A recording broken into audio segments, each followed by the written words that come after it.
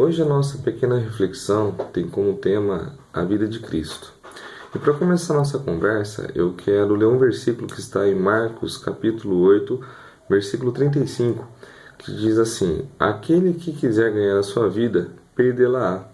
Mas o que perder a sua vida por minha causa, achá-la-á. Aqui nós temos duas possibilidades. Cristo está dizendo, se você quer viver a sua vida por você mesmo, confiando em você, você vai perder a sua vida.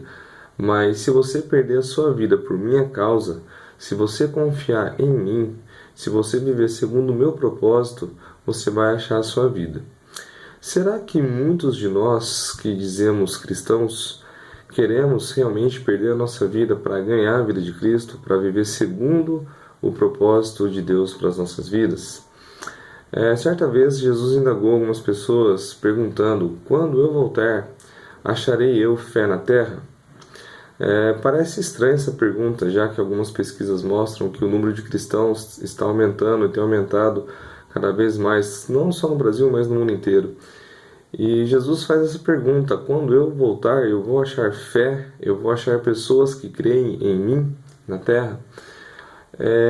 Não é de se estranhar, porque se nós observarmos bem, muitas pessoas que vão à igreja estão indo por motivos errados. Elas não estão com o motivo bíblico correto. O propósito de Deus para a nossa vida é formar o caráter de Cristo na gente, mudar a nossa natureza pecaminosa, é formar o nosso caráter, é formar Cristo em nós. E alguns pastores, infelizmente, têm enganado várias pessoas, prometendo aquilo que Jesus nunca prometeu, ganhando o coração dessas pessoas com ilusões, com falsas doutrinas, com barganha, dizendo que quanto mais essas pessoas investirem financeiramente, por exemplo, em suas igrejas, maior será a bênção que Deus tem reservado para elas. Isso é uma doutrina falsa, isso é uma doutrina do inferno. É pesado, mas é a verdade. E se a gente olhar para a Bíblia, a gente vai ver primeiro a nossa condição. E para isso eu quero ler Romanos capítulo 3, versículo 23, que fala assim, pois todos pecaram e carecem da glória de Deus. Um pouquinho antes desse verso, no verso 10, no mesmo capítulo, no verso 10, Jesus fala assim, não há um justo, nenhum sequer. Não há quem entenda, não há quem busque a Deus. Todos se extraviaram e a uma se fizeram inúteis. Não há quem faça o bem, não há um sequer. A nossa condição ao nascermos nesse mundo é triste, é uma condição pecaminosa, é uma condição destruída, e a gente nasce sem a glória de Deus, a gente nasce separado de Deus. Deus, por sua infinita graça e infinita misericórdia, já resolveu a situação enviando Jesus Cristo para morrer em nosso lugar, para nos salvar. Bom, então o problema da pecaminosidade, o problema daquilo que nos separava de Deus já está resolvido. Jesus se fez pecado por nós e morreu a nossa morte para nos dar a vida dele. Então, a partir desse momento, nós temos um trabalhar na nossa vida, o trabalhar do Espírito Santo de Deus em nossa vida. Então, a vida de um cristão, ela não é se encher de bênçãos. Deus nunca prometeu isso para nenhum cristão. A vida de um cristão tem como finalidade a formação do caráter de Cristo, mas isso é feita pelo próprio Deus, por meio do seu Espírito Santo na vida daquela pessoa que confessa o Senhor Jesus Cristo como Senhor e Salvador de sua vida. Muitas pessoas buscam sinais de Deus, como se os sinais de Deus fossem evidências de várias coisas, de milagres, da existência de Cristo, da salvação de Cristo. E Jesus mesmo combate essas doutrinas. Em Mateus capítulo 7, versículos de 15 a 22, está assim, acautelai-vos dos falsos profetas, que se vos apresentam disfarçados em ovelhas, mas por dentro são lobos roubadores. Um pouquinho mais para frente, está assim, nem todo que me diz Senhor, Senhor, entrará no reino dos céus, mas aquele que faz a vontade de meu Pai que está no céu. Muito é esse versículo aqui que eu quero chamar a atenção.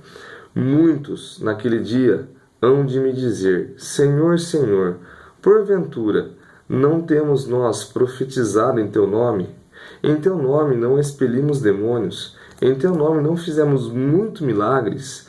E a resposta de Jesus é triste. Ele coloca assim, então eu lhes direi explicitamente: nunca vos conheci. Apartai-vos de mim, os que praticais a iniquidade.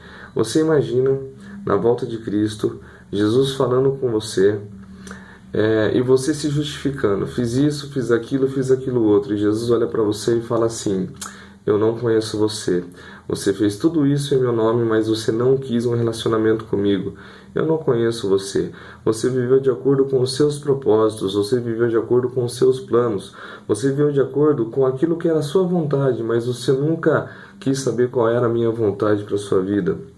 Então eu não conheço você. Aparta de mim, você que praticou a iniquidade. É muito triste isso. Então, a gente está indo na igreja para quê? Para barganhar diante do Senhor, para a gente conseguir bênçãos e bênçãos diante do Senhor, ou para que a gente cresça no conhecimento e na graça do nosso Senhor Jesus Cristo, para que a gente seja moldado conforme o caráter dele. Bom, não existe bênção maior de Deus do que nos levar ao pó para que a sua vida seja manifesta em nosso viver.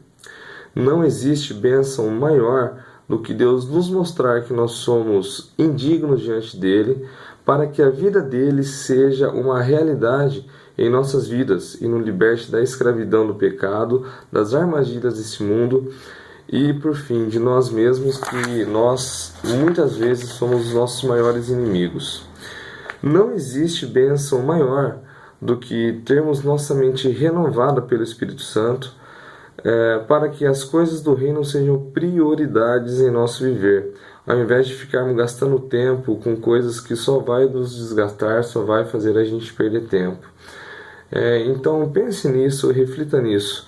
Por que eu estou indo na igreja? Por barganha ou estou indo na igreja para me relacionar com Cristo, para crescer no conhecimento e na graça do Senhor Jesus Cristo, para ser dependente da minha vida ou para ser dependente da vida de Cristo ou para fazer o que eu quero da minha vida. Que o Senhor tenha misericórdia de nós, que Ele faça de nós a vontade dEle. Que Deus nos abençoe.